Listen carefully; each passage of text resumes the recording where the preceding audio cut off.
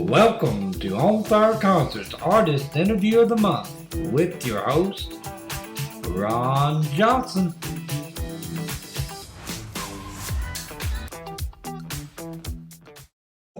Hey folks, it's Ron with On Fire Concerts. I am here with Dallas Wayne today.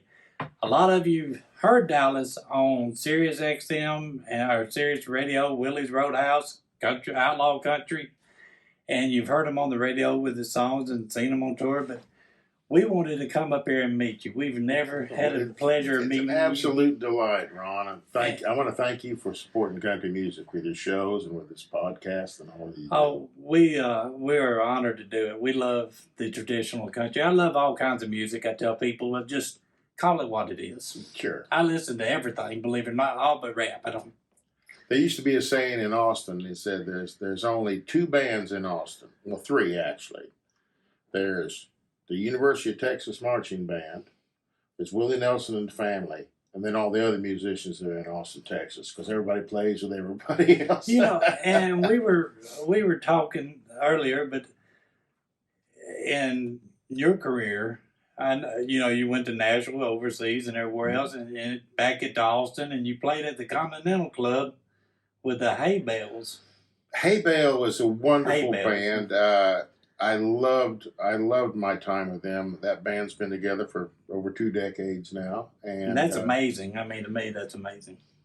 You know, and all that time, I was thinking about this the other day. We only had 2 rehearsals the entire time we were in the band. But there's some greats in that band. I mean, the musicians are... Oh, I love Red Volkart, of course. Red and I go back a long ways. We were on High Tone Records together.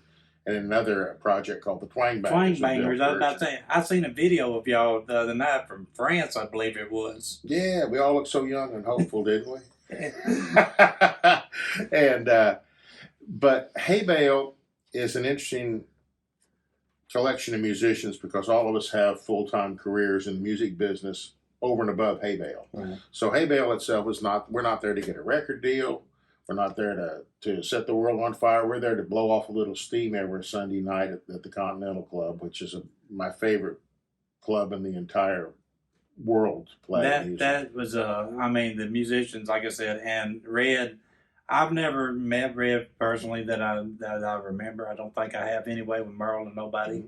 But we've mentioned a friend of ours, J.C. Cole, my friend that worked with Red on Johnny Cash stuff. But, I mean, the musicians, you know his music when you hear it.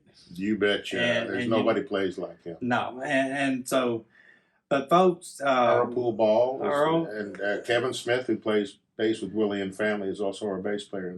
I've seen, I believe JC was telling me a while back, we were out at Johnny Cash's farm.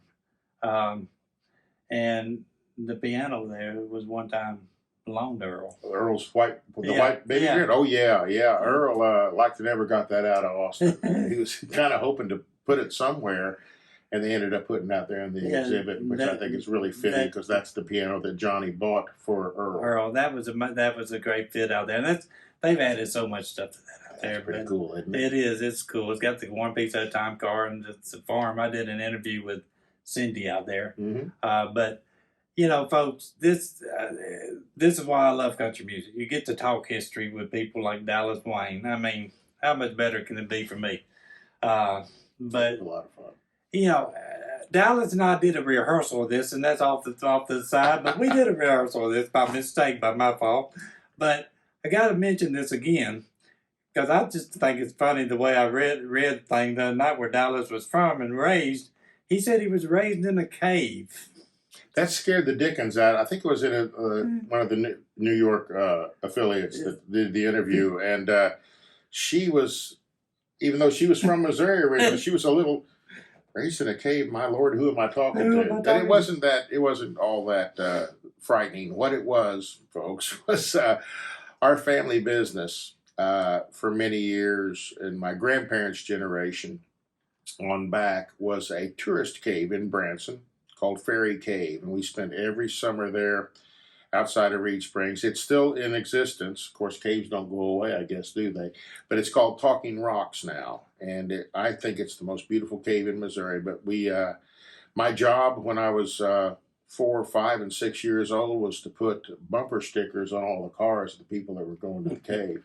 And they weren't the stick-on bumper stickers back then. I'm dating myself now, but they were put on with baling wire. So we'd go out there with our pliers and a big old handful of wire and some bumper stickers under our arms and put them on all the cars. Yeah, for advertisement. Well, that got people to the cave. Oh, yeah. And so, folks, I had to get that in there. But Dallas has got a new CD coming out. Well, first of all, the song we had talked, the song you wrote recently that was done by Willie Nelson and Jenny Seeley. Mm-hmm. What an amazing song. Oh, thank you. It is my favorite song out of my entire catalog. I wrote that with Ray Price in mind. I'd always hoped that Ray would record it. Ray loved the song. He just never got around to it. Ran out of time before. Not a dry eye in the house. Not a dry eye in the house. That's been a good record for us, and it's been a good one for Jeannie, too. Jeannie sings a lot on the Opry, and love to hear her sing. I pay her every week. You pay her every week for that. But it's a great song, folks. And I mean, in your career, you have been with Sirius Radio for Willie's Roadhouse, for example, 12 years. 12 years now, yeah. But with Sirius, going on 20 almost. Going on 18. This summer will be my 18th year. There's only a few people in the company that are still there that were there and they've got their 20 years in this year. It's the anniversary this year of satellite radio. And to have the same job in radio for that amount of time is almost unheard of. And I'm so grateful for it. I love every day getting on the air and playing classic country music and sharing it with the listeners and getting to know them a little better throughout the years. I've got old friends that I've not even met, but I know them from online or on, or through letters or emails or whatever. And it's a special relationship, and I'll never take it for granted. Well, and the friends you have met and you've worked with, I mean, I've seen photos of you with Willie and Chris and all the legends, and to know them and work with them and open for them and do things that you've done, just consider them friends. I mean, it by itself is an honor. Yeah, it's magical. It's a really special thing when your heroes and your teachers, more importantly, your teachers, I think, in this business, because these are all of our teachers, all these legacy artists. They're the ones that taught us this music, going all the way back to Merle and Lefty and all those folks like that really laid the groundwork for everything that's being done today. And to have them go from teachers and heroes to friends is something pretty special. It is. And I mean, the thing, like, the versatility, I guess the word is, of you've done it, you've written, you've sung, you've performed. And so we were talking earlier, Chicago, didn't you do jingles and stuff up there? I did. I started doing a lot of voiceover work in Chicago, started doing a lot of theater in Chicago. Spent a couple of years making a living as an actor, which is even more asinine than the music business. But it was a lot of fun, and I learned a lot. And I love living up there. It's a great country music town. That is WLS Barn Dance started up there before the Grand Ole Opry. Right, and then they ended up competing with each other to see who's going to be the biggest. Oh yeah, and it was just that's back when National Life was a third floor or something. Yeah, George D. Hay came down from the National Barn Dance there at WLS in Chicago, and how do I say this delicately? Stretched the truth a little bit on his resume. Yeah. And landed a job there at WSM. And that's how the Grand Ole Opry started. The rest is history on that. But, I mean, you've got 13, well, I think this is your 13th album that's about to be released on Friday, tomorrow, as we record this. And it is titled Coldwater, Tennessee. Now, I've asked Dallas this off camera, but where is Coldwater, Tennessee? Because I know people are going to message me and say, where is Coldwater? It's just a little spot in the road. In fact, it's been swallowed up and incorporated into neighboring towns and neighboring counties. But it's down by the Georgia line, where Georgia and Alabama kind of meet there on the Tennessee border. Right. And I thought it was a great sounding town for this kind of stark and desolate song to come from. Right. And the songs on there are, I mean, you've done two that's, I mean, released two now. The I Hit the Road and The Road Hit Back, and Yep. He Even Brought Her Flowers. Even Brought Her Flowers. I wrote that with Buddy Cannon and Bill Anderson, and Bill That's does the recitation. pretty good on writing that. company. I mean, you know, you might have to help them along a little Pretty bit. tall cotton, yeah. And once again, we go back to the friendship thing. This album wouldn't have come about at all if it hadn't been for Buddy Cannon. We were talking on the phone one night, just visiting, and he said, and things were beginning to start opening up due to COVID-19, and I was getting out and starting to tour a little bit more again. And he said, well, what are your plans for this next year since you've been sitting on your butt for the last year and a half? And I said, well, I'd like to make another album, and I'd like to make it an original record and go back to my roots as being a songwriter, which is what that's the only thing I really wanted to do when I started out playing in the music business was to be a songwriter. And I said, I'd like to make another album of original songs before I quit. And he said, well, I'd be honored if you'd let me produce it. And I was just blown away, you know, because when somebody who's Kenny Chesney and Reba McEntire and Willie Nelson's producer says, I'd love to produce your record. He knows talent. He's the kindest, the thing I love the most about Buddy, who celebrated a birthday yesterday, by the way, 75 years old. The thing I love about Buddy the most is he is living proof that nice, gracious, humble, sweet people can actually thrive in the music business. And that's has a reputation of not having having some savory characters in it on occasion. That's hard to come by. He's a shining example for anybody that wants to get into this stuff, just to do it. But because I don't know anybody that doesn't just dearly love Buddy Cannon. Yeah, I mean, I don't know Buddy personally. Like, as friends, met him and said hello, and that's about the extent of it. But everybody that I do know that does know him has said, you won't find a better guy. Yeah, he is the best for me. And like you said, he's produced, some people you probably have heard of. Yeah, there's a few of them out there. And Buddy said, okay, what I want you to do is I want you to I said, now some of these songs I've recorded before on older albums. Some of them go back 25, 30 years. I said, but he said, what I want you to do then is I want you to just sit down. I don't want to hear those versions. And he said, some of them, unfortunately, I already have because we play them on the radio a lot. But he said, I would like for you to just sit down with your guitar and put together 25 of the ones you like out of your catalog. And so I sent him a big old pile of songs, and he's basically the one that picked all these.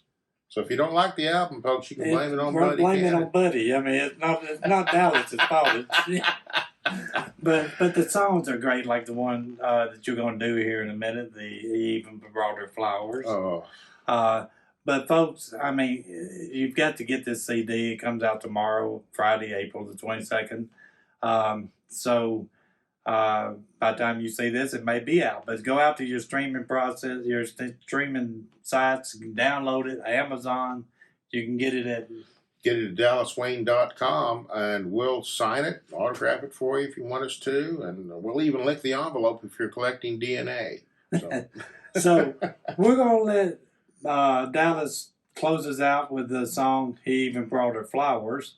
And then, go out there and get the CD on DallasWayne.com, all the streaming platform, Amazon, all that. But go to DallasWayne.com and get your autographed copy. It'll be worth a fortune. At least $15. So go out there and get that. And I'm going to let Dallas close us out with He Even Brought Her Flowers. Ron, thanks so much for taking the time to visit with us today. Thank and welcome you. to Bristol.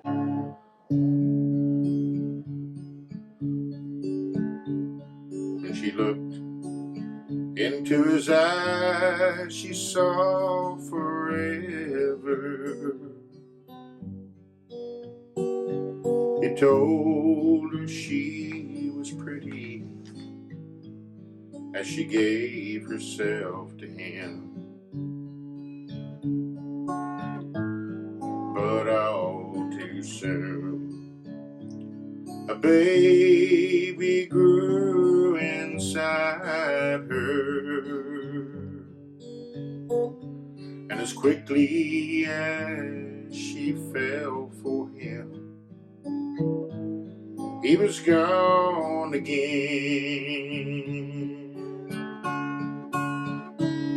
She remembers how it felt when they were dancing,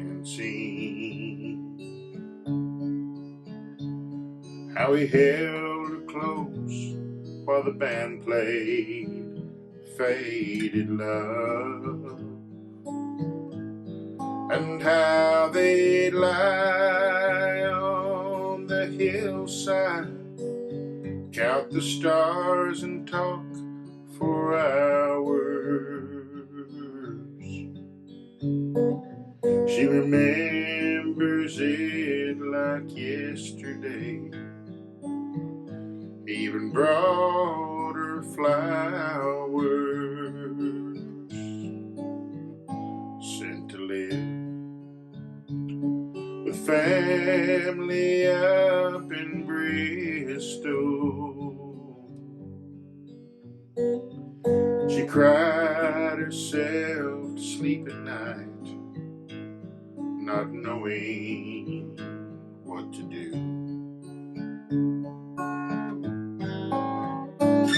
She prayed every day somehow he'd find her, then gave away the child they never knew.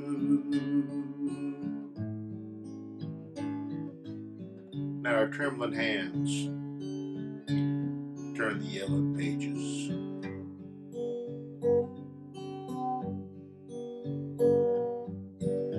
In a book of memories so long ago.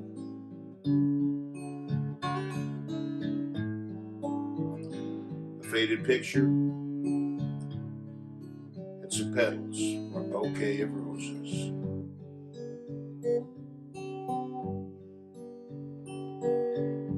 Are all that's left now of the girl she used to know.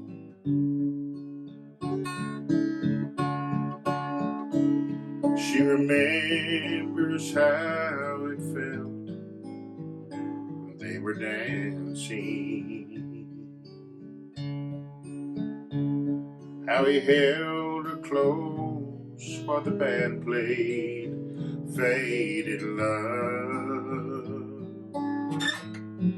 and how they'd lie on the hillside, count the stars and talk for hours.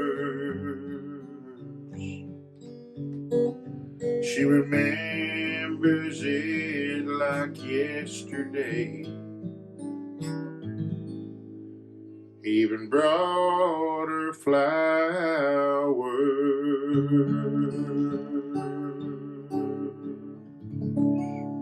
Go out there and get the CD on DallasWayne.com, all the streaming platform, Amazon, all that. But go to DallasWayne.com and get your autographed copy.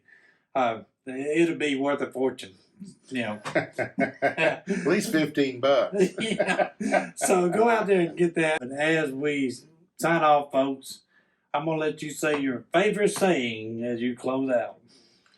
Be safe, be good to each other. For God's sakes, it's truly the right thing to do.